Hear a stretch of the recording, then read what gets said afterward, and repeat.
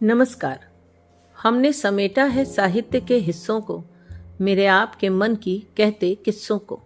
मैं हूं ममता सिंह देवा और आपके समक्ष उपस्थित हूं लेकर आधुनिक हिंदी के प्रसिद्ध लेखक, स्तंभकार और पत्रकार डॉक्टर महीप सिंह जी की कहानी काला बाप गोरा बाप। जमीला ने खत की 4 पंक्तियां पढ़ी और उसके मुंह से अनायास निकल पड़ा, ताज्जुब है।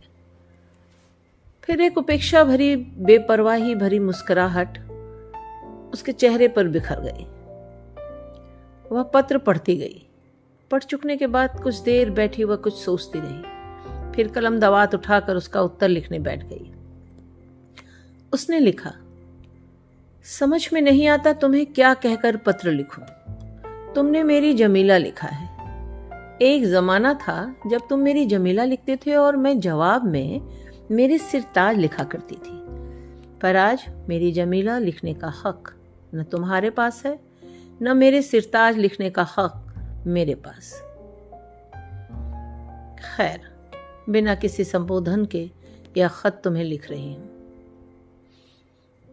सचमुच तुम्हारा खत पाकर मैं हैरान रह गई। 10 साल के बाद तुम्हें मेरी और अपने बच्चों की याद कैसे आ गई?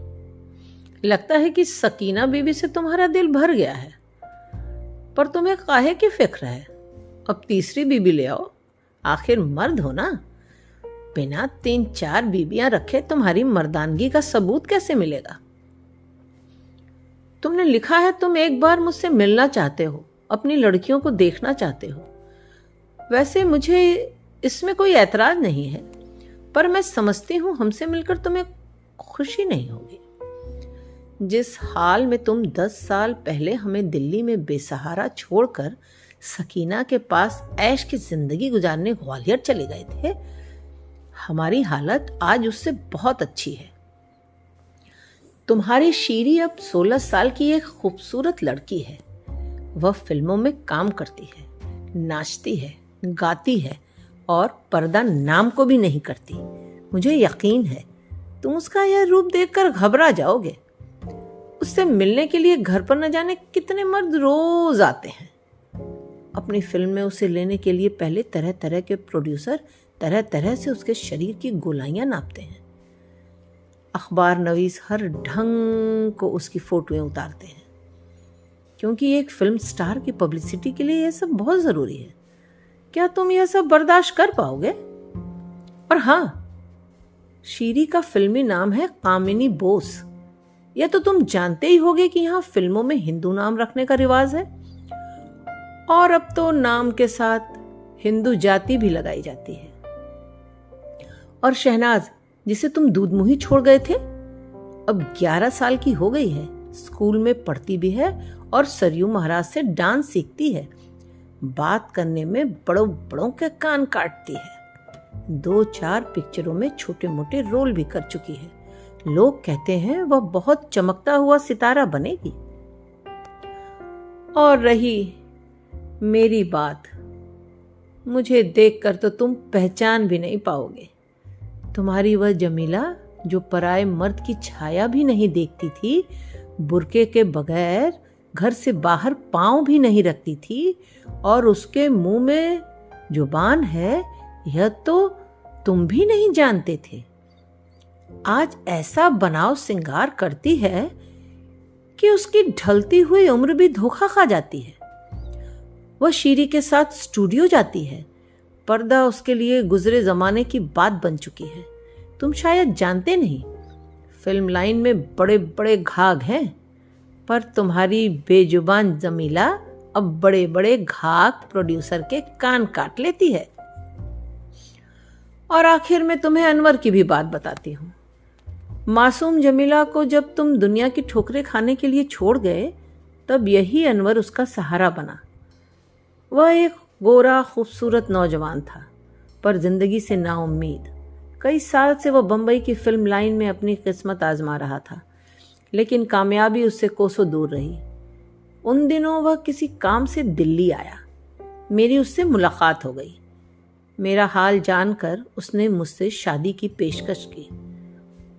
उस वक्त मुझे ताज्जुब हुआ कि ऐसा खूबसूरत नौजवान भला मुझ जैसे बेसहारा 2 बेटियों वाली औरत से निकाह करने को क्यों तैयार है? मगर आहिस्ता आहिस्ता मैं सब समझ गई। हिंदुस्तान में लोग लड़कियों को मुसीबत समझते हैं, खास तौर पर बेबाप की लड़कियां तो फूटी आंख नहीं सुहाती। लेकिन अनवर की तजुर्बेकार निगाहें जानती थीं कि फिल्म लाइन में यही बदनसीब लड़कियां सोने के अंडे देने वाली मुर्गियों में बदल जाती हैं। मुझसे शादी करने की शायद उसकी यही वजह हो, और वह अपने मकसद में कामयाब भी हुआ। आज वह उन शीरी और शहनाज जैसी लड़कियों का बाप है जो सैकड़ों कमाती हैं, कल हजारों हजारों कमाएंगी और खुदा ने चाहा तो उनका पांव लाखों में भी पड़ेगा। लेकिन इतना मैं जरूर कहूंगी कि अनवर ने चाहे जिस खुदगर्जी की वजह से मुझसे शादी की हो, वह कभी निरा खुदगर्ज नहीं रहा। शीरी और शहनाज को वह अपनी बेटियों की तरह ही प्यार करता है। दोनों लड़कियां उसे ही अपना बाप समझती हैं, और मैं तो उसके एक बेटे की माँ भी हूँ। अनीस 5 साल का होने आया है। इतनी सब बातें जानकर भी तुम यहाँ आना चाहोगे? अगर आना चाहो तो मुझे कोई ऐतराज नहीं है। हाँ, एक बात तुम्हें जरूर बता दूं, तुम्हारी लड़कियों पर मैं यह नहीं जाहिर होने दूंगी कि तुम उनके बाप हो। और क्या लिखूं? किसी जमाने में तुम्हारी जमीला। खत लिखकर जमीला बेफिक्र हो गई। ऐसा खत पाकर भी यूनुस उससे या उसकी लड़कियों से मिलने आ सकता है, इसकी उसे जरा भी उम्मीद नहीं थी। परंतु उसके आश्चर्य का ठिकाना न रहा जब उसने 1 हफ्ते बाद देखा 10 साल पहले के यूनुस की हल्की हल्की पहचान बताने वाला एक काला, बीमार और बूढ़ा सा दिखने वाला आदमी दरवाजे पर खड़ा है। उस समय जमीला घर में अकेली ही थी। अनवर शीरी को लेकर शूटिंग पर गया था। शहनाज और अनीस स्कूल गए थे। नहा धोकर यूनुस कमरे में आ बैठा। उसकी निगाह ने एक एक कर कमरे की हर चीज को नापा। सोफा सेट, रेशमी पर्दे, रेडियो, फूलदान और तरह तरह की चीजें जिन्हें उसने बड़े लोगों की दुनिया का अंग मानकर कभी अपनी कल्पना में भी प्रविष्ट नहीं होने दिया था। फिर उठकर वह दीवारों पर लगे चित्रों को देखने लगा। एक बड़ी खूबसूरत सी लगने वाली लड़की की कई तस्वीरें वहां लगी थी। एक तस्वीर में उसके बाल काली घटा के रूप में बिखरे थे। उस लड़की का चेहरा सचमुच चांद सा दिखाई दे रहा था। दूसरी तस्वीर में वह एक कसी हुई पैंट और आधी आस्तीन की कमीज पहने हंसती हुई कोई अंग्रेजी डांस कर रही थी। तस्वीर में उसका अंग अंग उभरा हुआ नजर आ रहा था। तीसरी तस्वीर में वह जमीला पर कोहनियां टिका कर बैठी थी। बाल छितरे हुए थे और भीगी हुई आंखों से आंसू ढुलक कर गाल पर आ टिके थे। पहचानते हो ये किसकी तस्वीर है? जमीला ने पीछे से मेज पर चाय रखते हुए पूछा। यूनुस ने उसकी ओर देखा और चुप रहा। शायद उसने अपनी चुप्पी से यह जताया कि ये तस्वीरें किसकी हैं, यह जानकर उससे अधिक आश्चर्य नहीं होगा। पहचान सकते हो अपनी शीरी को? जमीला ने फिर पूछा और यूनुस फिर चुप रहा। जैसे उसने कहा, यह उसकी कल्पना से परे की चीज नहीं है। उसने एक निगाह से सभी तस्वीरों को फिर देखा और बैठकर चाय पीने लगा। शाम को शहनाज स्कूल से आई तो यूनुस सोफे पर टांगे फैलाए बीड़ी पी रहा था। वह उसे घूरती हुई मां के कमरे में चली गई और बोली, अम्मी, कौन है यह बूढ़ा? बीड़ी की राख से सारा फर्श खराब कर रहा है। जमीला ने शहनाज को एक नजर देखा, फिर बोली, अपने मेहमान है बेटा। हाँ देख, एस्ट्रे कहीं इधर उधर रखी होगी, उठाकर उनके पास रखाओ। शहनाज ने ट्रे यूनुस के सामने रख दी और बिना कुछ बोले घूरती हुई वापस चली गई। यूनुस ललचाई आंखों से उसे देखता रहा। फिर शीरी आई और अनवर भी। यूनुस ने देखा यह वही लड़की है जिसकी इतनी सारी तस्वीरें कमरे में लगी हुई है। उसकी आंखों में 5-6 साल की वह शीरी दौड़ने लगी जो गंदी सी फ्रॉक पहने अब्बा कहकर उसके पैरों से लिपट जाया करती थी। क्या यह वही शीरी है, उसकी बेटी शीरी? वह उससे कुछ गज के फासले पर थी, परंतु यूनुस को लग रहा था जैसे यह फासला कुछ गजों का नहीं है। यह तो केवल फासला है, ऐसा फासला जिसे नापने के लिए गज मील कुछ भी नहीं बने हैं। जमीला ने सबसे कह दिया, उसके दूर का रिश्तेदार है और ग्वालियर से मिलने आया है।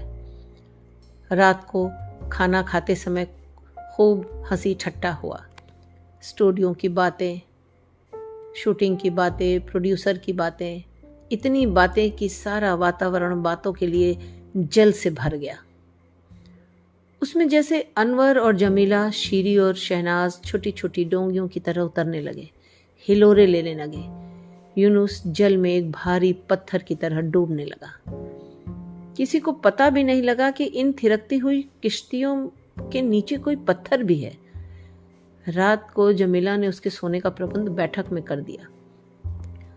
शीरी और शहनाज अपने कमरे में चली गई। अनवर, जमीला और अनीस अपने कमरे में सो गए। यूनुस बैठक में पड़ी चारपाई पर लेटा शीरी की तस्वीरें देखता रहा। वह सोचता रहा, कितनी खूबसूरत है शीरी, कितनी प्यारी लगती है शहनाज, लेकिन ये तो उसकी बेटियां नहीं है। उसकी एक बेटी थी, गंदे फ्रॉक वाली सांवली सी, जिसके बाल हमेशा मिट्टी से भरे रहते थे और जो उसे देखते ही अब्बा कहकर लिपट जाती थी। उसकी शहनाज एक टूटे से पालने में पड़ी रहती थी, फूलों की तरह खिली हुई। इन लड़कियों का बाप वह नहीं हो सकता। इनका बाप तो अनवर ही है, गोरा, तंदुरुस्त और रईस मालूम होने वाला अनवर। शीरी और शहनाज से उससे एक बात भी नहीं की। यूनुस ने कई बार उनसे बोलना चाहा, कुछ बात करनी चाहिए, पर वे चिकनी मछलियों की तरह हाथ से फिसलती रहीं और यूनुस उन्हें हाथ से छूटे हुए गैस के गुब्बारों की तरह देखता रहा। 10 साल पहले उसके छोटे से घर में भी यही जमीला, यही शीरी और यही शहनाज थी। तब घर की एक एक चीज, एक एक बात, एक एक सांस उसके हाथ बंधी हुई थी। पर आज इस घर में जमीला, शीरी और शहनाज तो हैं, किंतु बंधनों का एक धागा भी उसके चारों ओर नहीं है। अम्मी, वह बूढ़ा फिर फर्श खराब कर रहा है, शहनाज जमीला से बोली। एस्ट्रे पास रखी है, फिर भी उसकी बीड़ी की राख फर्श पर गिर रही है। जमीला को शहनाज की बात चुभी। बोली, बेटी, किसी मेहमान के लिए ऐसा नहीं कहते। कोई बात नहीं, फर्श साफ हो जाएगा। शीरी स्टूडियो जाने के लिए तैयार हो चुकी थी। बैठक में अपनी अलमारियों से उसने चूड़ियों का एक डब्बा निकाला और अपनी साड़ी को मेल करने वाली चूड़ियां छांटने लगी। यूनुस बैठा उसे एकटक देखता रहा। उसकी इच्छा हुई वह शीरी को बेटी कहकर बुलाए, उसको अपने पास बिठा ले, उससे कुछ बातचीत करे। लेकिन उसे लगा यह काम बहुत मुश्किल है, उतना ही मुश्किल जितना किसी अदना सिपाही का किसी शहजादी को बुलाना। वह बैठा साहस बटोरता रहा। इतने में शीरी चूड़ियां पहनकर मुड़ी। यूनुस उसे एकटक देख रहा था। शीरी की नजर उसकी नजर से मिली। यूनुस की आंखों में वात्सल्य की तरलता उमड़ आई। तरलता का कुछ आभास शीरी को भी हुआ। वह मुस्कुरा दी। शीरी की मुस्कुराहट यूनुस की नस नस में बिजली बनकर दौड़ गई। यही अप्रत्याशित सौगात पाकर उसका हृदय तेजी से धड़कने लगा। उसके झुर्रियों भरे चेहरे पर आनंद की रेखा बिखर गई। उसके मुंह से निकल पड़ा, सुबह सुबह कहाँ जाने को तैयार हो गई बेटी? और फिर उसके चेहरे पर एक घबराहट फैल गई। उसे लगा उसने बहुत बड़ी बात कह दी। शीरी उसी तरह मुस्कुराती हुई बोली, शूटिंग पर जा रही हूं। और वह कमरे से बाहर निकल गई। यूनुस को लगा गहरे प्यास में ठंडे पानी की कुछ बूंदें उसके मुंह पर गिर गई हैं। वह उठा और कमरे में इधर उधर टहलने लगा। फिर शीरी की एक तस्वीर के सामने वह रुक गया और उसने देखा। वहां से हटकर वह दूसरी तस्वीर के सामने रुक गया और उसे देखने लगा। वहां से हटकर वह तीसरी तस्वीर के सामने जा खड़ा हुआ। बहुत देर तक वह तीसरी तस्वीर को देखता रहा। तीसरी तस्वीर देख चुका तो फिर पहली के सामने आ खड़ा हुआ, फिर दूसरी, फिर तीसरी। उसने तस्वीरों के कितने ही चक्कर लगा डाले। उसे लगा ठंडे पानी की बूंदों से उसका गला आर्द्र हो गया है। वह अलमारी के पास जा खड़ा हुआ। अलमारी के ऊपर कुछ किताबें रखी थी। वह उन्हें उठाकर देखने लगा। किताबों पर शहनाज का नाम लिखा हुआ था। वह सोफे पर बैठकर उनके पृष्ठ उलटने लगा। ए बुढ़े, मेरी किताब क्यों उठाई? यूनुस ने चौंक कर देखा। सामने गुस्से से लाल पीली शहनाज खड़ी थी। अम्मी देखो ना, यह बुढ़ा मेरी किताबें खराब कर रहा है। शहनाज रुआसी होकर मां के कमरे की ओर देखती हुई बोली। अरे क्या है? कहती हुई जमीला उसके कमरे में आ गई। यूनुस हक्का बक्का सा देख रहा था। शहनाज रोनी आवाज में बोल पड़ी, देखो ना यह बुढ़ा। चुप बदतमीज। जमीला फट सी पड़ी। अपने बाप को ऐसा कहते शर्म नहीं आती? बाप शब्द जैसे सारे कमरे में कड़कती हुई बिजली की तरह कौंध गया। जमीला की जैसे सुध-बुध ही मारी गई। यह उसके मुंह से क्या निकल गया? यूनुस को लगा कहीं से उड़ता हुआ एक शब्द आया, उसके कानों से टकराया और उसे अनिश्चय के सागर में डुबो कर चला गया। और शहनाज हक्की बक्की से टुकुर टुकुर देखती रही, कभी जमीला को, कभी यूनुस को। उसने एक नजर भर कर यूनुस को फिर देखा और जमीला से बोली, यह मेरा बाप है? जमीला संयत हो चुकी थी। एक नमी सी उसकी आंखों में व्याप्त हो गई।